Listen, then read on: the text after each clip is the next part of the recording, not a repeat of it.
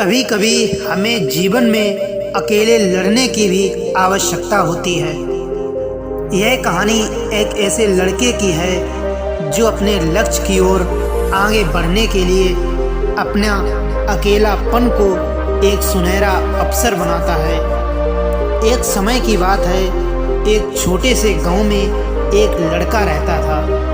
वह बहुत सपने देखता था और अपने लक्ष्यों की प्राप्ति के लिए प्रयास करने का निरंतर जुनून रखता था, परंतु उसके पास ना कोई साथी था और ना ही कोई गाइड करने वाला। उसके परिवार में भी उसके सपनों को समझने वाला कोई नहीं था। इसीलिए उसे लगता था कि वह अकेलेपन की जंजीरों में बंद है और इसके सपने अधूरे रहेंगे। फिर भी उसने निरंतर मेहनत की और अपनी आत्मविश्वास की आवाज़ को बुलंद किया। इसकी इच्छा शक्ति और संघर्ष ने उसे सही दिशा में आगे बढ़ने की शक्ति दी। एक दिन उसे अपने गांव के बाहर एक पुस्तकालय का पता चला। वह आश्चर्यचकित हुआ, क्योंकि उसे पहले कभी ऐसी जगह नज़र नहीं आई थी। धीरे धीरे उसने उस पुस्तकालय के दरवाजे पर कदम रखा। वहां जाकर उसने देखा कि लोग पुस्तकों के बीच खोए रहते हैं और वहां की शांतिपूर्णता और ज्ञान के वातावरण ने उसे संतुष्ट कर दिया। अपनी उत्कृष्टता को पहचानते हुए उसने ये निर्णय किया कि वह पुस्तकालय में समय बिताएगा।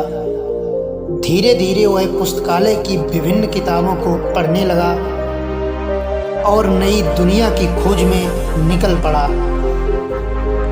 कई दिन बिताने के साथ साथ उसका ज्ञान बढ़ता गया और वह अच्छे लेखकों और दर्शकों के साथ रिश्ते बनाने लगा। इसी के साथ उसने लिखने का भी मन बना लिया। उसने कई लेख लिखे, जिसमें से उसका एक लेख प्रकाशित हुआ और उसे अवसर मिला अपने लेखकीय कौशल को दुनिया के सामने प्रदर्शित करने का। वह लड़का जिसने कभी अकेलापन को एक रुकावट समझा था, अब एक प्रेरणादायक उदाहरण बन गया है। लोग उसे मान्यता देने लगे हैं और वह लड़का अपने लक्ष्यों के प्रति और भी अग्रसर होने में सफल हुआ। इस कहानी से हमें सीख मिलती है कि अकेलापन को एक सुनहरा अवसर बनाने के लिए हमें संघर्ष करना चाहिए। हमारी संयमिता, समर्पण और मेहनत हमें अपने लक्ष्यों के प्रति आगे बढ़ने में सहायता करती हैं।